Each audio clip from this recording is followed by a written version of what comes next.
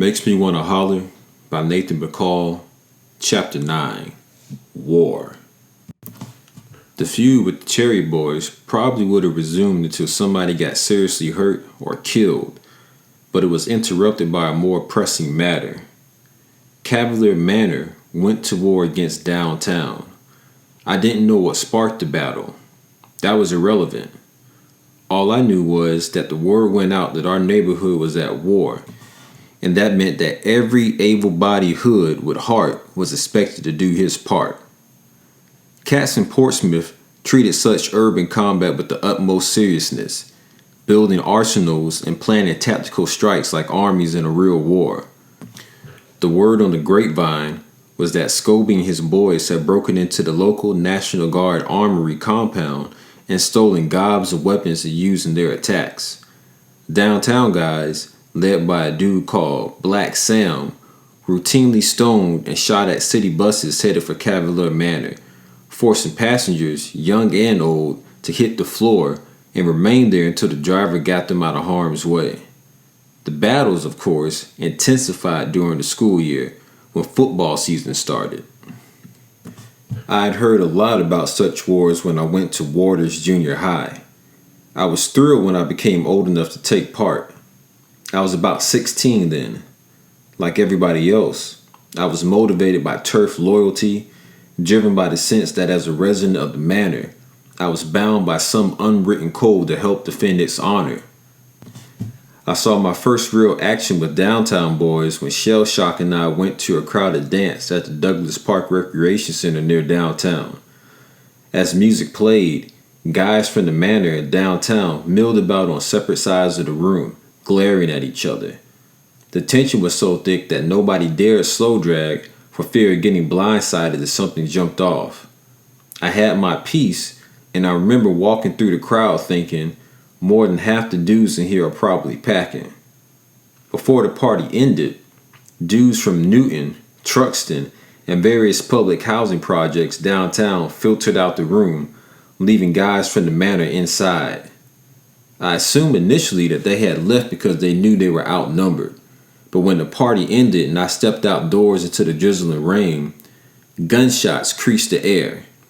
Hiding behind trees, houses, and cars, Downtown Boys opened fire from all directions, ambushing us. Guys from the manor drew and fired back, panicking innocent partygoers, who got caught in the middle of the gun battle. Some ran, screaming, and died for cover. Shrieking girls crawled in the mud under parked cars. Others, terrified, lunged to the wet ground and tried to cover their heads. It was wild. I'd never seen anything like it. For a moment, I just stood there taking it all in. My excitement overshadowed any concerns about safety. I was so thrilled to be in the thick of the action that I didn't have sense enough to be scared. War meant that there would be bloodshed, carnage, but I was caught up in the street glory. Besides, like many young people, I felt invincible. As far as I was concerned, none of those bullets bore my name. Tragedies happened only to the other guys. Gripping my piece, I looked for my stick man, Shell Shock. I spotted him bopping through the crowd like he thought he was God. When we connected, we chilled along the edge of the recreation center wall and watched the shootout in amazement. It looked like TV footage of Vietnam. I could see sparks spitting from guns everywhere, lighting up the place like the 4th of July. About 15 minutes after the shooting started, the Downtown Boys started pulling back. A lone guy from downtown, a short, cocky dude apparently trying to earn a rep, defiantly strolled up the sidewalk toward a group of us who were milling about, waving a sawed-off shotgun. He shouted, "Punk-ass motherfuckers from Cavalier Manor." As he cursed, he lifted the gun barrel and pointed it toward a guy standing about 5 feet from me. Another dude from the manor crept up behind him, broke a wine bottle over his head, and slung him to the ground. The shotgun went off into the air. Boom! The downtown dude jumped up and bolted across the baseball field, with about 12 guys from Cavalier Manor, including Shell Shock and me, hot on his ass. While he sprinted, He tried to reload his shotgun to get off another blast, but Shell Shock, who had run track one season, caught him, tackled him, and wrestled the shotgun from his hands. When the others and I caught up, we pounced on the dude and stomped him into the ground. Shell Shock probably saved somebody's life that night. I'm sure several of us would have been struck by scatter shot if that crazy dude had gotten a chance to reload and fire another blast. Eventually, the war between downtown and Cavalier Manor expanded into a three-way battle. After several shootouts between the initial two factions threatening public safety, the cops jumped into the mix. It seemed the rollers in Portsmouth knew as much about what was going on in the streets as the guys hanging out. They knew there was a war raging and that it involved lots of guns. They were determined to break it up. I found out the rollers were hip to the happenings when they turned up the heat on our block at Roosevelt Boulevard and Bardot Lane. Several times a week, they pulled up to our corner in unmarked cars, screeched to a halt, jumped out, and shook us down. All right, everybody, up against the wall, spread eagle, nobody move. They took a knife off me once but let me go. Unless they found guns, they simply ordered us off the block. Riding 4 deep to a car, they returned a few days later and assault our block again. I grew accustomed to being confronted by lawmen whenever I went. It fed my already deep hatred for them. All but a few on the force den were white. Their skin color and arrogance with blacks boiled my blood. They acted like their job was to protect white people and control blacks. I couldn't stand their bossy tone when they talked to us, and hated the way they got right up in my face with their white noses almost touching mine. Sometimes, when they order you to move on, they reach out and shove you, even while you were trying to do what they said. I knew what that was all about. There is a forbidden zone that exists among men. If a man invades that zone, if he gets too close in another man's face, it's considered a challenge to his manliness and an invitation to tangle. I suspected that those cops got in my face like that to provoke me to attack so they could blow me away. I hated cops so much I fantasized sometimes about ambushing one, but I wouldn't dare try because I feared them too. Those cops were trained to kill, and I could tell sometimes by the look in their eyes that they wanted badly to use that training, especially on blacks. For me, then, the choice was clear. Shoot at downtown boys and avoid the cops. Of course, there were some cats who were so bodacious that they even took on cops. Like the dude who beat a cop to the ground and took his gun. And of course, there was a cop story about Scobie D. Neighborhood lore had it that Scobie chumped down the state trooper once. The trooper pulled him aside for speeding on Interstate 264. When the trooper approached Scobie's car and leaned over, he looked right down the barrel of a sawed-off shotgun. According to the story, the shock trooper turned, walked slowly back to his cruiser, and drove away. At first, that story struck me a little too wild to be true, but I hated cops so much that I wanted to believe that one of them had been chumped down for a change. One of the downsides of war was that it screwed up everybody's love life. Downtown boys couldn't safely come into our neighborhood and rapture girls, and we couldn't go downtown rapping without risking repercussions. When the war got underway, I was seeing a girl named Nita who lived in the Lincoln Park public housing project downtown. One night, Bimbo, Lep, Fraud Dicky and I caught the city bus on the spur of the moment to Lincoln Park to see Nita and meet some of her girlfriends. It was a big thrill then to cut into crosstown girls. When word spread that we were there, one of Nita's friends rushed into the apartment and warned, "You better get out of here.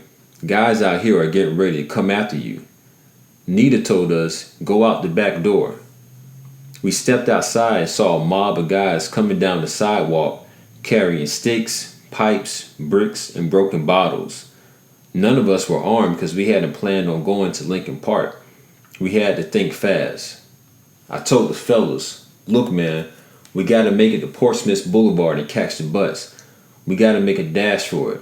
When I give the signal, make your break." We took a few steps toward the approaching mob. Then I said, "Now!" We bolted across the street and they took off after us, throwing rocks and hurling bottles. Then I heard the gunshots. Tat, tat, tat, tat, tat. Anybody with common sense knows it's impossible to dodge bullets, but common sense fades in the face of terror. My mind told me to zigzag, to dodge the bullets, so I zigzagged in the street, making sure no one can get a steady aim to cut me down. Instinctively, the fellas and I split and ran apart from each other. When we reached Portsmouth Boulevard, we spotted a motorcycle cop riding by and flagged him down. I have never been so glad to see a lawman in all of my life. Breathless, we told him, "Some guys back there are shooting at us." He called for reinforcements. That's when we realized Bimble was missing. Bimble was the fattest and slowest runner in our bunch. That made him the most likely to be caught by downtown boys, or worse, struck by a stray bullet. We backtracked with the roads to search for him. They flashed searchlights high and low, but found no sign of Bimble. I had images of poor Bimble lying under a car or in the dark yard somewhere, wounded, bleeding to death. After a while, the police told us, "Go on home. There's not much we can do to find him in the darkness. We'll check around here some more tomorrow." On the bus ride home, we were somber. I felt guilty because I had taken the fellas, unarmed, into a rough, hostile neighborhood where we'd been ambushed. One of my partners was missing in action because of me. Lep asked, "Should we call Bimbo's mom and tell her what happened?" "I don't know," I said. I didn't want to think about talking to adults. Lep pushed the issue. "We have to call, man. Bimbo could be somewhere dead by now." "You gonna call his moms?" "Nah, we shouldn't tell her this on the phone," Lep said. "We gotta go over there and tell her." We reached Cavalier Manor after midnight, walked wearily to Bimbo's house and rang the doorbell. A minute passed, then the door opened. Standing there, in the darkness of the doorway, was Bimbo, looking relaxed, refreshed, and of course well fed. I shouted, "What the fuck you doing at home, man? We thought you were dead." Bimbo laughed. "Nah, man, I ain't dead. When the shooting started, I hauled ass through some backyards and caught a cab. I've been here a long time. I was wondering what happened to y'all." Bimbo, the fattest and slowest dude among us, had beaten us home. We laughed about that one for a long time. The war between downtown and Cavalier Manor went on for a while, with each side winning battles here and there. The fellas and I got our chance to strike back for being chased from Lincoln Park. A group of us was hanging out at the bus stop one night when two guys hurried past us down Cavalier Boulevard. Lep recognized one of them. "Hey man, them niggas from downtown." The guys, one of whom dated a girl in our neighborhood, apparently was trying to catch the late bus leaving Cavalier Manor. They never made it. We caught them several blocks down the street, beat them like they stole something, and threw them, battered and bleeding, into the muddy ditch on Cavalier Boulevard. Weeks later, downtown boys came back with a stronger strike. I had left the fellas on the block about 10 p.m. that night, gone home and fallen asleep. Later, I was wakened by a faint noise that sounded like firecrackers, followed minutes later by the sound of people crying out, "Help! Help! Help!" I got up, looked out my bedroom window, and saw someone lying in the front yard. I got hold of my stepfather, and we went together to the front door. There, we saw Bimbo lying on the ground, bleeding. He'd been shot in the side. Another guy, Tony, who had also been shot, was lying about 30 feet away. The downtown boys had struck. The fellas had seen them pull up and started shooting. We telephoned my buddy's parents, who came and helped us load them into separate cars, and we sped towards the hospital. Bimbo was placed in the back seat of my father's car. He lay stretched out, moaning and groaning and holding his side. I rode back there with him. I kept saying, "Hold on, man. We're going to get there in a few minutes." Bimbo kept his eyes closed, breathing deeply, trying to blow it off. I remember thinking, he's going to die. Oh God, he's going to die. I was so overcome with emotion that tears welled in my eyes. It was the first time that I realized I loved my swinging partners. Sometimes, when we were hanging on the corner, drinking wine and harmonizing songs, I felt warmed by the camaraderie we shared. But never had I allowed myself to even think in terms of loving them. Love was a weakness. When it dawned on me that that was what I might be feeling, I caught myself. I was so uncomfortable with the emotion that I quickly wiped my face and pushed the feeling aside. Bimbo and Tony survived the shooting, but spent weeks mending in the hospital. That incident made me realize that war was serious business, that I could get killed. I had missed being on that corner by half an hour. A popular expression in the streets of Cavalier Manor says, "Payback is a motherfucker." That's really what our war was all about. And after the Lincoln Park incident and the shooting attacking our neighborhood, Shell Shock and I were eager to get some get back. One night, we waited until Shell Shock's mother fell asleep, then went out to her Chevrolet Caprice and pulled our usual stunt. We released the emergency brake and let the car glide gently from the slanted driveway into the street. There, Shell Shock produced his extra set of keys and started the car. I had my .25 automatic fully loaded and ready to go. It was less than 5 miles to Lincoln Park. It wasn't hard to find marks in a compact community of attached brick apartments. There are only about 8 buildings set in a semi-courtyard comprising Lincoln Park. We spotted a crowd of dudes hanging on an apartment porch. Shell Shock drove slowly up the dimly lit street and angled the car so that the passenger side where I sat faced the porch. When I gave the word, he stopped the car and turned off the lights. I took dead aim at the moving figures on the crowded porch and opened fire. Tap, tap, tap, tap, tap. Today, I can't remember whether my gun was a 6 or a 9 shot. All I know is I kept my finger on the trigger until it emptied, shattering windows and sending people on the porch diving for cover. When I finished, Shell Shock burned rubber out of there, keeping the car lights off so that nobody could see the license number. I had no idea whether somebody was struck by a bullet. For a few days afterward, I held my breath, hoping no police cruiser crept into my street full of cops bearing an arrest warrant. I didn't hear anything about the shooting being in the newspapers or on the evening news. After a few weeks, I relaxed, feeling comfortable that we'd gotten away. Then I gloated over our successful strike. It was a Friday the 13th, and my stepfather had said I could use the car. I got dressed and left home, headed on a hot date. As I passed our corner, Shane, Bimbo, and Chip waved me down. "Yo, man, Lep just called from a party in Douglas Park. He said some downtown boys are waiting outside to double bank him." After healing from his shooting wounds, Bimbo was back in circulation and eager to get some get back for himself. We pulled together our arsenal, packed into my stepfather's car, and headed toward Douglas Park to rescue our swinging partner. When we got there, we saw that the rumble had already gone down and the party was over. I saw people walking away from the area in groups. Just as I began to drive off, somebody in the car said, "Yo man, be cool. The rollers are scoping us." A police cruiser pulled behind my stepfather's black Mercury Comet and began trailing us. I got that strange intuitive feeling I get when something heavy is about to go down. I drove cautiously at the speed limit until the rollers turned on their flashing red lights. Then I sped up, trying to decide what to do about the guns. Everybody panicked. They all began shouting at once.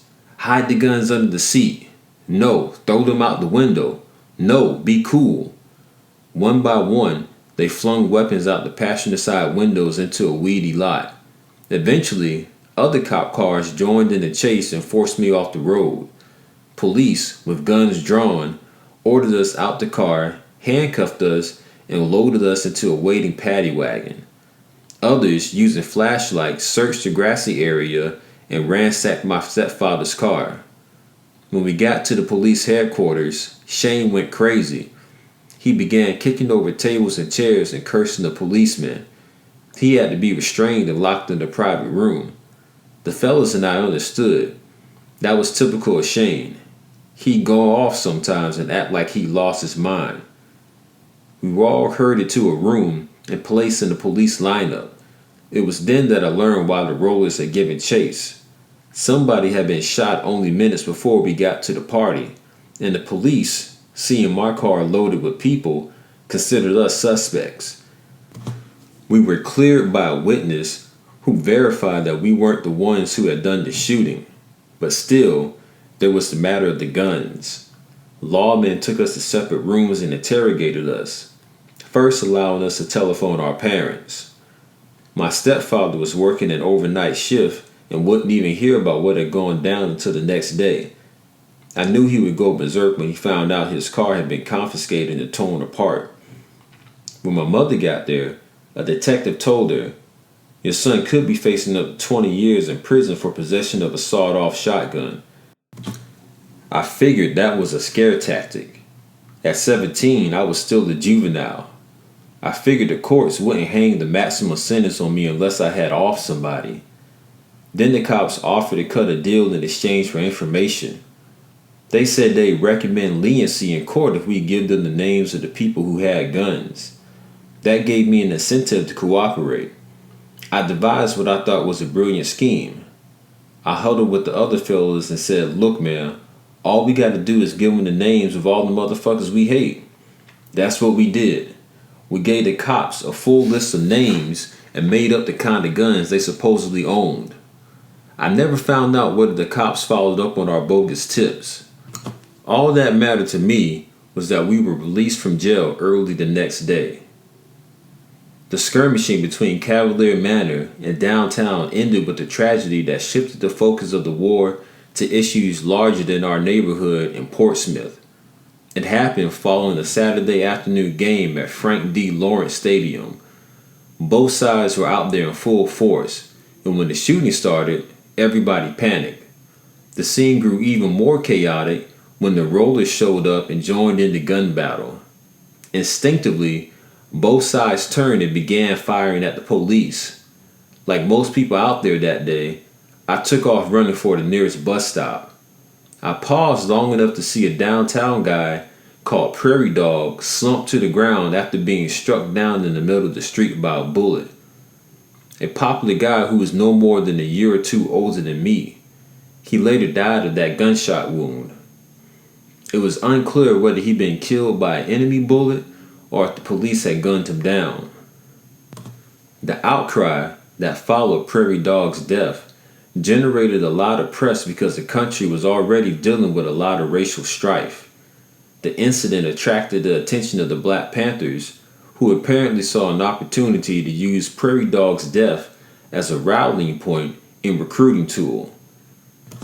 The fellas and I heard that Panther representatives had handed out flyers and called a meeting with all the gangs in Portsmouth. We didn't go, but we heard about a plan that supposedly came out of the meeting. We heard they wanted blacks to unite and strike back at white folks. At the appointed time, there would be strikes at strategic points throughout the city. Fires would be set in some places, and there would be shootings in others. It was designed to send a political message to the city fathers and to white folks in general. Shell Shock and I didn't give a shit about all that political stuff, but the plan to shoot and start fires carried some appeal. I didn't even have to think about whether I'd join in the assault. I hated white folks in the system anyway. It felt so much better striking out at them in the name of a lofty cause. On the night of the planned assault, Shell Shock and I hooked up with a carload of downtown guys. It felt refreshing to unite with former enemies against a common foe. We went out to shoot up a white neighborhood. We drove to the designated street, stopped the car, and fanned out to separate houses. Armed with a sawed-off shotgun, I walked to a house that was fronted by a huge ground-level picture window. When I got up close, I peeked through the sheer curtains and saw adults and children sitting in the living room watching TV.